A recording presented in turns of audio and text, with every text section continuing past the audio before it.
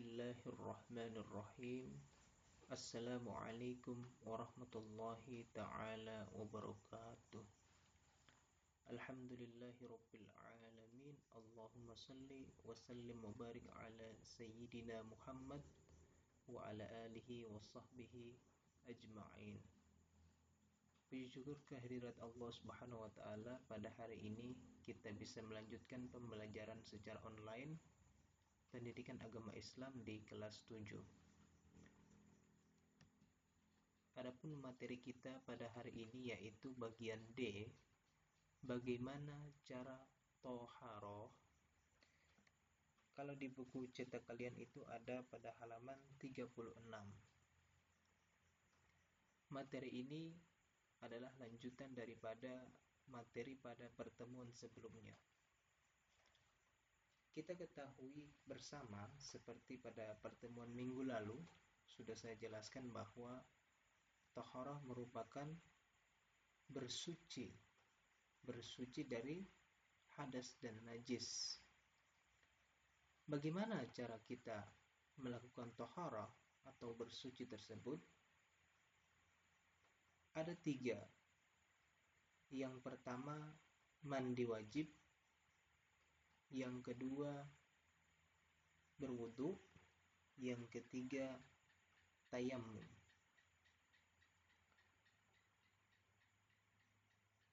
Taharah harus dilakukan dengan menggunakan air yang suci dan menyucikan.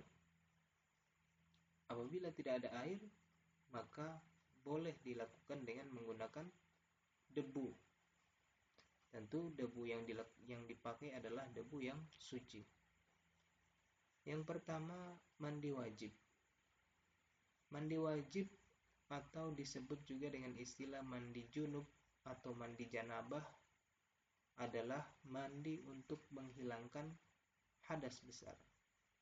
Apabila kita mengalami hadas besar, maka cara menghilangkannya atau menyucikan diri kita yaitu dengan mandi wajib.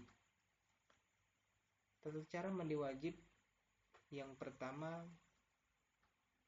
niat mandi wajib. Nawaitul ghusla li raf'il hadatsil akbari fardan lillahi ta'ala. Kapan kita mengucapkan niat? Yaitu ketika kita melakukan siraman pertama pada tubuh kita. Jadi niat itu dilakukan ketika kita melakukan siraman pertama pada tubuh kita. Niat dilakukan bersamaan dengan perbuatan. Yang kedua, ketika kita mandi wajib, kita juga harus menghilangkan najis apabila terdapat di badan kita.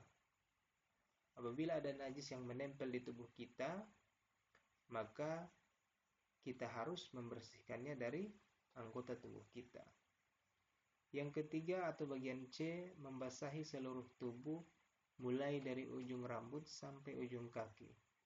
Jadi air yang kita siram itu harus membasahi seluruh tubuh kita, yaitu dari ujung rambut sampai dengan ujung kaki.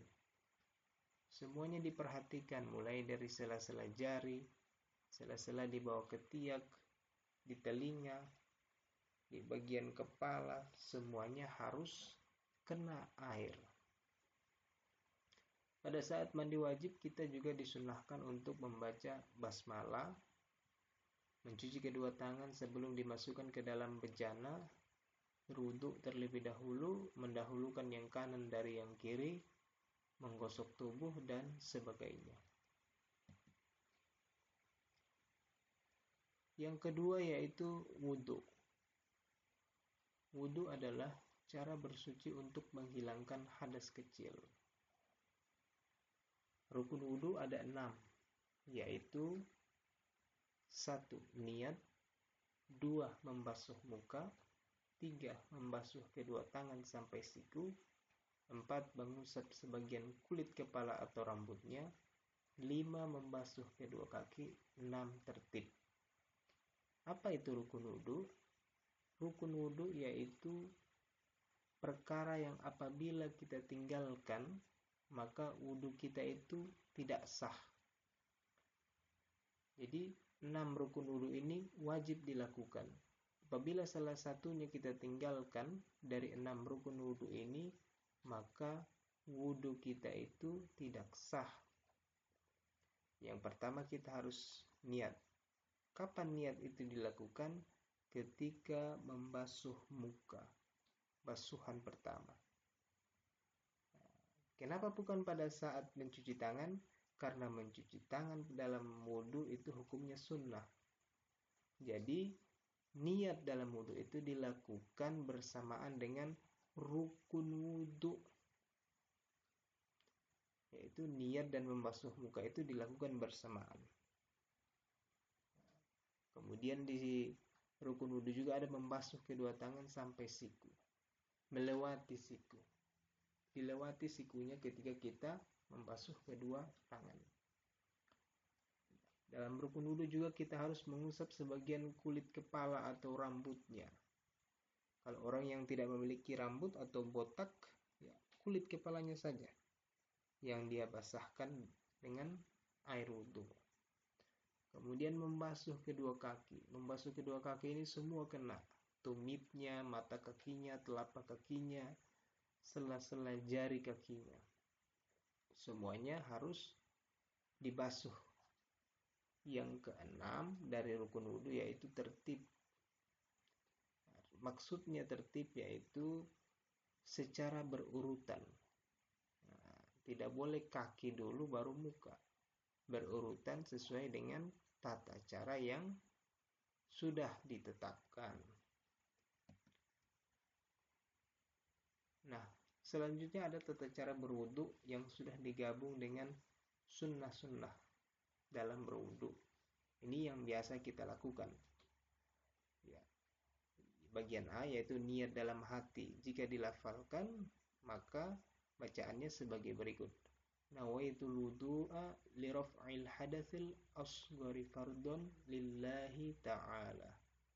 Artinya saya niat wudu menghilangkan hadas kecil karena Allah Ta'ala. Jadi perlu kita ketahui juga dalam berniat, wajib bagi kita mengetahui daripada makna niat yang kita ucapkan. Kenapa? Agar kita tahu maknanya.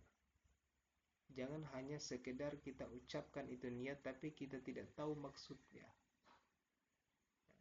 Jadi wajib bagi kita untuk mengetahui arti daripada niat tersebut. Kemudian bagian B disunnahkan mencuci kedua telapak tangan, berkumur-kumur dan membersihkan lubang hidung. Itu hukumnya sunnah. Bagian C membasuh muka. Bagian D membasuh kedua tangan sampai siku. E mengusap kepala. F disunnahkan membasuh telinga. Jadi membasuh telinga itu hukumnya sunnah. G membasuh kaki sampai mata kaki. H tertib dilakukan secara berurutan. I berdoa setelah wudhu.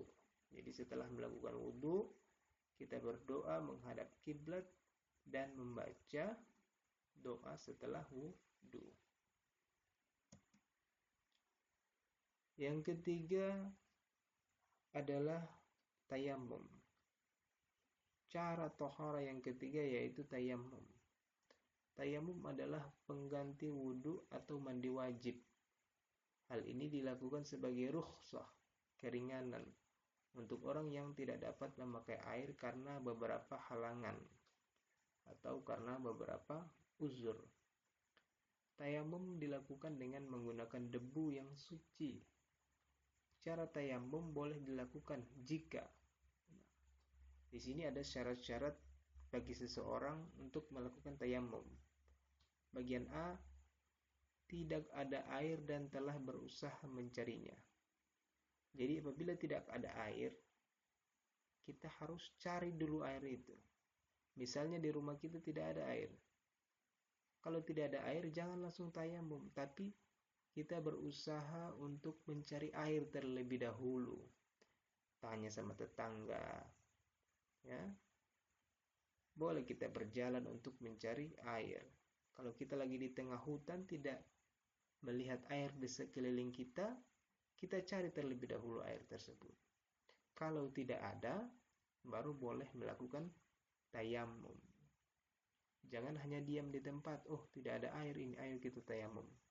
Tidak, kita dianjurkan untuk mencari air terlebih dahulu, berusaha untuk mencari air terlebih dahulu. Apabila kita tidak mendapatkan di sekeliling kita, kita sudah berusaha berjalan mencari tidak ada air, maka baru boleh kita melakukan tayamum. Bagian B, berhalangan menggunakan air, misalnya karena sakit.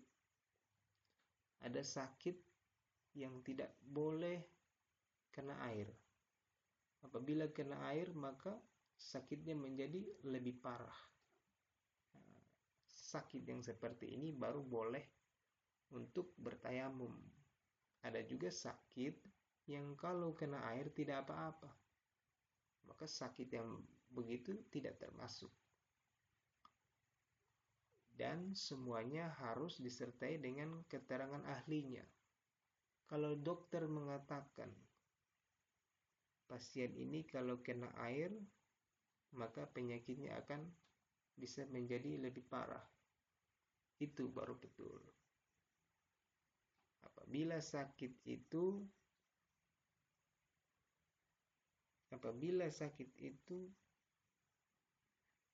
sudah ditetapkan oleh dokter bahwa sakit itu kalau kena air maka sakitnya lebih parah, maka baru boleh untuk menggunakan tayamum. Bagian C, telah masuk waktu sholat. Jadi ini kita sudah masuk waktu sholat. Kita sudah mau sholat tapi tidak ada air, baru bisa kita melakukan tayamum. Kalau belum masuk waktu sholat, maka berusahalah untuk mencari air. Tata cara tayamum. Yang pertama, niat untuk dibolehkan mengerjakan sholat. Nawaitu tayammuma listibahati sholati fardan lillahi ta'ala. Aku niat bertayamum untuk dapat mengerjakan sholat karena Allah Ta'ala. Bagian B, mengusap muka dengan tanah atau debu yang suci. C, mengusap tangan kanan hingga siku-siku dengan debu. D, mengusap tangan kiri hingga siku-siku dengan debu, sesuai dengan gambar yang ada. Jadi niat tayamum juga harus dihafal dan artinya. Kemudian niat berwudu dan niat mandi wajib, semuanya niat itu harus dihafal. Kenapa? Rukun daripada dalam beribadah yaitu salah satunya adalah niat. Niat itu letaknya di dalam hati. Mengucapkan niat itu sunnah hukumnya. Untuk apa? Untuk menguatkan apa yang ada di dalam hati. Jadi bagi siswa-siswi sekalian, nanti akan saya suruh untuk menghafal niat tayamum, niat mandi wajib, dan niat wudhu. Itu nanti dihafal ya. Selanjutnya evaluasi. Di sini ada 5 pertanyaan. Silakan kalian jawab pada buku tugas masing-masing. Jangan lupa soalnya ditulis baru kemudian dijawab. Dan apabila ada penjelasan saya yang kurang dipahami, silakan kalian bertanya melalui chat pribadi. Demikian, wassalamualaikum warahmatullahi taala wabarakatuh.